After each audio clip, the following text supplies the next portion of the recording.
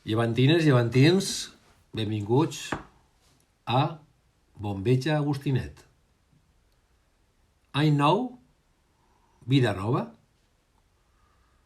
El nou any granota ens ha portat més incertesa encara de la que ja teníem sobre el futur societari del nostre Llevant Unió Deportiva. La proposta de Danvila podria ser raonable. El problema és que fa olor a venda encoberta a la llegua. Per les informacions publicades no pareix que ell tinga múscul financer per a injectar tot allò que està anunciant. I a banda, fa mesos que ve avisant que no seria suficient en la seva proposta inicial i que caldrien més diners. A qui, per tant, i en quines condicions se li vendrà el club? Aquesta és la pregunta que es fan milers de llevantins. L'actual procés és complex, sense dubte, en totes les arestes heretades d'aquells que no volgueren aprofitar el seu poder per a consolidar l'entitat granota sobre bases democràtiques i que acabaren eixint per la porta de darrere. En els pròxims mesos, mentre el llevantinisme es xua l'ascens en la gestió que sobre l'herba es farà d'una de les millors plantilles de segona, Danvila haurà d'enllugar molts caps, haurà de salvar situacions al límit i, sobretot, haurà de validar en una conducta honesta i transparent un procés que de cap manera hauria de tancar-se en fals. Pareix obvi que el seu principal argument per a eliminar competidors no es complirà. El Llevant no serà dels llevantins i, si m'enganya, seré el primer en aplaudir. Identitat futbolística i pedrera. La victòria per 7-0 del juvenil del Llevant sobre la Reial Societat i la presència permanent de perles de la pedrera en la selecció que per edat els correspon, avala el treball realitzat des de fa molts anys.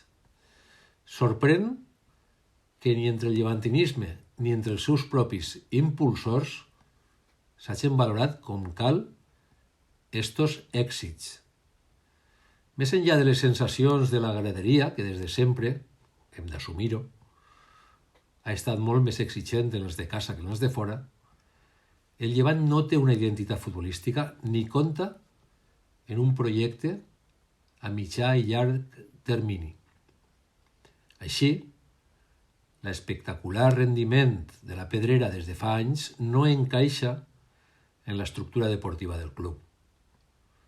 Tot i l'estat en stand-by en l'aspecte societari, urgeix el disseny d'un ambiciós pla que redefinisca la identitat deportiva del Llevant i permeta i contribuïsca donar eixida a l'immens cabal de talent futbolístic que brolla de bunyol. El formatge mecànic de Benito Floro despertà simpaties en València. I no és d'estranyar. Més de 100.000 albacetenys viuen en la nostra terra, la meitat d'ells en el Cap i Casal. Més tots aquells descendents que ja naixeren ací fa dècades. A sovint costa d'entendre l'aspra rivalitat que des de fa uns anys es ve alimentant des d'allà i que té cert èxit, com si hi hagueren querelles pendents.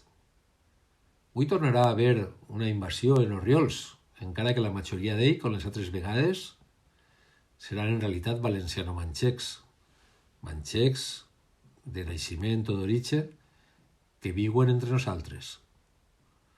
Confiem que regne el trellat i que succeïsca el milagre, que el Llevant comence l'any jugant a futbol en l'ambició que no ho ha fet fins ara més que en escasses ocasions, entre elles en el partit de la primera volta en el Carlos Belmonte. Mos aferrem a aquest precedent. Adeu.